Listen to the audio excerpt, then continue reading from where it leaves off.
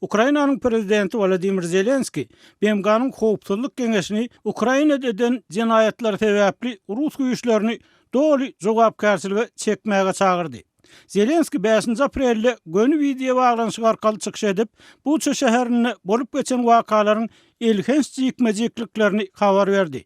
Tutuş maskarlaryň hutusan ol ýa-da beýlek görnüşde Ukraina harbylaryna dahilli bolan adamlaryň wagşylyk bilen öldürilendigini aýtdy. Adamlar öz kwartiralaryny, öýleriniň içinde öldürildi. Köçäniň ortasynda öz awtolawlaryna oturan adamlar tanyklar bilen peý wagtyny mınjyradyldy.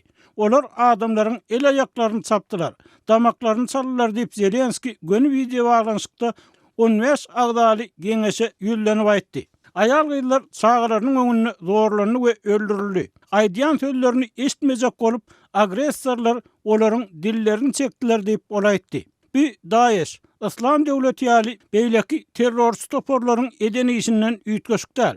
Bir ýerde bolsa BMG'nyň Howpsuzlyk Geňeşiniň agzasy tarapyndan amala aşyrylýar diýip olaýtdy. Ol buçada edilen jinayetlerin ikinci Jahan Uruşundan bäri edilen iň aýylganç uruş jinayetler bolanlygyny we buçanyň Rus güýçleriniň Ukraina topragyna soňky 41 güniň dowamyny edýän köp sanly mysallarynyň diňe biri bolanlygyny belledi. Prezident Zelenski buça baryp görenden soň bir gün soň çykyp burlady we Rus goşunlarynyň baran ýerleriniň ählisiniň ýygyny weýrançylyk we köpçülikleýin jaýlanan adamlaryň madarçylygyny galryanlygyny aýtdy. Ol BMG'ni Russiýany buça öldürilen parahat adamlar üçin jogapkärçilige çekmek wawatyny haýal etmän herekete geçmäge çagyrdy. Zelenski 10 miňlerçe Ukrainalynyň Russiýa deportasiýa edilendigini hem sözüne goşdy. Olary biziň baýlyklarymyz we adamlarymyz gerek diýdi. Russiýalylaryň Ukrainalylaryň ady gönümlerinden başlap ähli zadyny altyn gulak halkalaryna çenli ogurlanlygyny öňe sürdi. Russiýanyň BMG'däki elçisi Zelenskiň çykyşyndan soň geňeşe ýüllenip, onun köpçüliklerin deportasiya barada aýdanlaryny ret etdi. Vasili Nebenzia ýürüýti harby operasiýa başlanaly bäri Ukrainada 600 miňden gowrak adamyň şol sanyny 119 miňden gowrak çaganyň Russiýa evakuasiýa edilendigini aýtdy we bu işde haýsy bir zorluk ýa-da adam alyp kaçmak meselesiniň bolmanlygyny, ähli işiň meýletinlik esasynda amala aşyrylandygyny aýtdy we sözüne delil hökmünde sosial mediada ýerleşdirilen videolara salgylandy.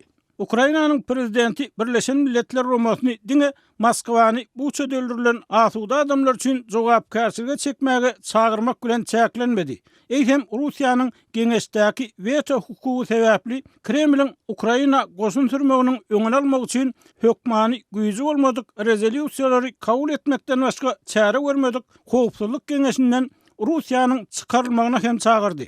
Biz bu ýerde BMG'nyň Howpsuzlyk Geňeşindäki veto hukugyny ölüme sebäp bolmak hukugyny öwürýän döwlet bilen iş salşýar diýip Zelenski aýtdy. Ol BMG'nyň özüne ören üns bilen göz aýlamalygyny we halkara hukugynyň möwrüti ötdümi ýa-da ýok diýip soramalygyny aýtdy. BMG'nyň düzgünnamesynyň we halkara uruş jinayetler tribunalynyň ikinci Jahan Uruşundan soň faşistlaryň işine sereden kanunçylygyň mysalyny özgördülmegini, reforma edilmegini çagyrdy. Birleşen Milletler Romasy duran ýerine ýapylyp da biliner.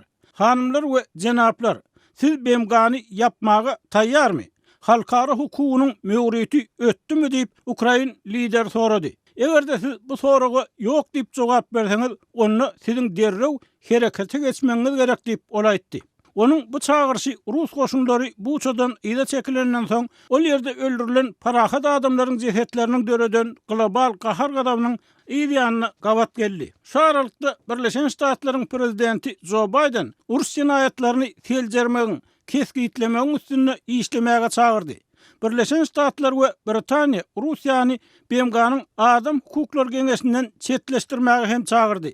Biziň buçada gören zatlarymyz bir kanun ur toporuň tötäninden eden işi däl. Bu öldürmek, gıynamak, zorlamak, wagşyçylyk etmek wawatyny bile göre bilkastan gurnulan kampaniýa diýip Birleşen Ştatlaryň döwlet sekretary Antony Blinken NATO'nyň Ýewropadaky ýygynyna uğramadyndan odal aýtdy. Buça şäheriniň häkimi Anatoly Fedoruk bolsa bu gyrgynçylygyň Ruslaryň Ukraina halkynyň görkeden garşylygy üçin gurunan aralyşlygy bolanlygyny aýtdy. Menin adamlarım keyp üçün ýa-da gahar gadap sebäpli atylyp öldürildi dep Federuk İtalyan gazetine beren interwýusunda aýtdy. Ruslar gıymırlı hereket edýän zatlaryň ählisini, piyada geçip barýan geçekçileri, velosipedli adamları, çağalar diýen bellikli awtologlar hem oko tuttu deyip bu çanyň şäher häkimi jurnalistler bilen söhbetdeşlikde aýtdy.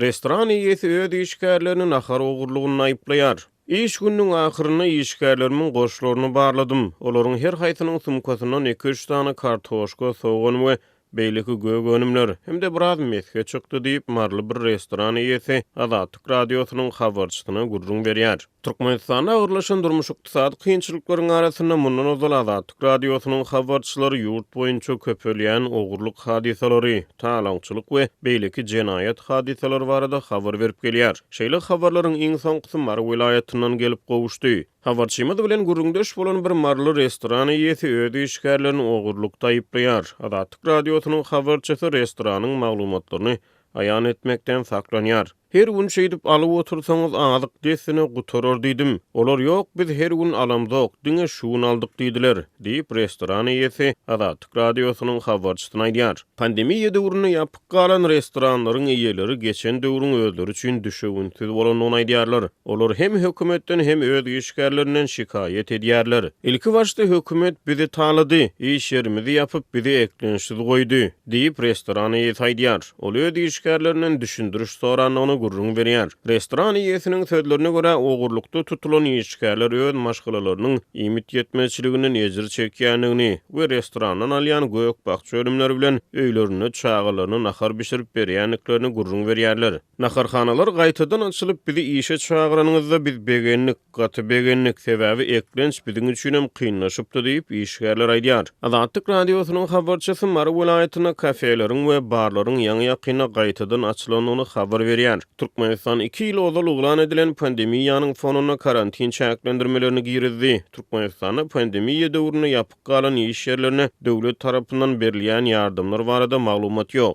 Öz çägini hiç ýyly koronavirus hadisasyny hasaba almadyk Türkmenistan çäklendirme çärelerini giňlen durmuşa geçirdi. Günnelik zerur haritlardan başga önümler satylýan dukanlary, sewda we diňe alış merkezlerini, bazarlary, restoranlary, kafeleri we beýleki garwanyşhanalary ýapdy. Sewtary hereketi çäklendirdi, otly we uçur gatnaklaryny çäklendirdi. Soňy bilen ýurtda karantin düzgünleri bölekleýin gowşap başlady. Restoran ýeti we aşpedler karantinden soňra öz iş ýerleriniň gaýtadan açylmagy özleriniň begenenligini aýdýarlar. Ýene şol bir wagtda müşteri ýetmezçiligi restoranlaryň işini bökdüýär. Ilki başda iş ýerini gaýtadan açmaga ruhsat berenlerine bir tarapdan begennim, sebäbi häzir işläp başlasam sewda karantinden öňki ýaly gowular etdim. Ýöne indi sewda-da ýok diýip restoran ýeti gurrun berdi. Ol müşterileriň seýrektigi ýa-da ýoklugy sebäpli ýa-ni ýakyna gaýtadan işe girden restoranyny wagtlaýyn öz üstüne ýatmakçy bolýar. İçerki ogurluk hadisalarynyň bolsa öň bar bolan kynçylyklaryň üstüne goşmaçy agram salýanyny aýdýar. Şu günler oraday dowam edýär. Adamlar aglaçary geler öýdüp nahar, salat we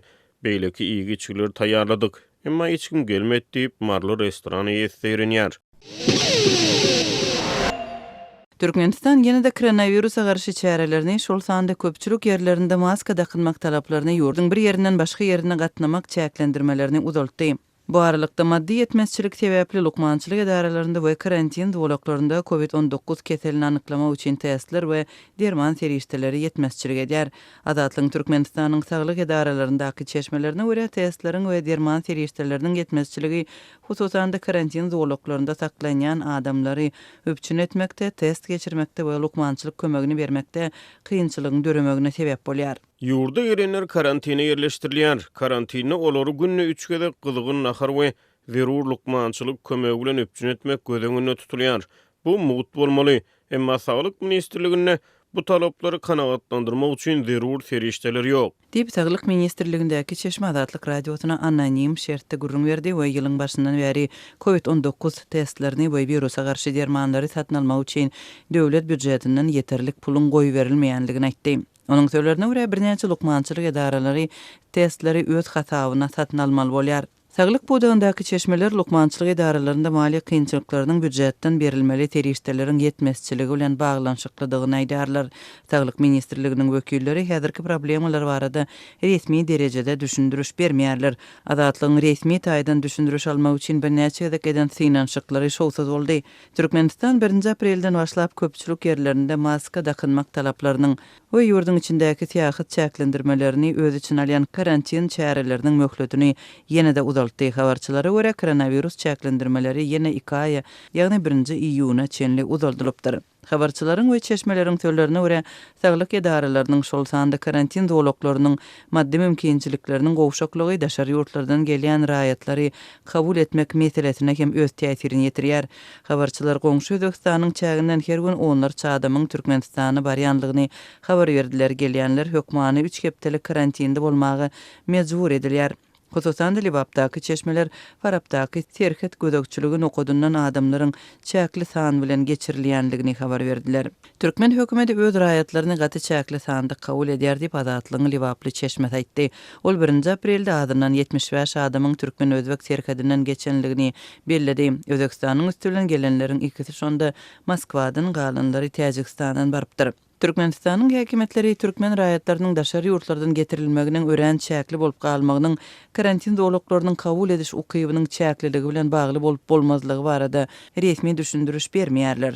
Öz çäginde koronawirusyň bardygyna çaçan ikrar etmedik Türkmenistanyň hökümeti pandemiýa başlanaly bäri COVID-19-a garşy görüşmek üçin birnäçe ýurtdan hem halkara guramasyndan ençime gedek maliýe we maddi kömegini aldy. Türkmenistan bütün dünya saglyk guramasyndan Orsetden Birleşen Arap Emirliklerinden Türkiýeden we beýleki ýurtlardan hususan da lukmançylyk enjamlaryny testleri, dermanlary we medisina geyimlerini hem ellikler ýaly muhtun aldy. Şol serişdeleriň soň ilata we medisina işgärlerine mejburlyk bilen satylandygy barada ençime maglumat gowşdy.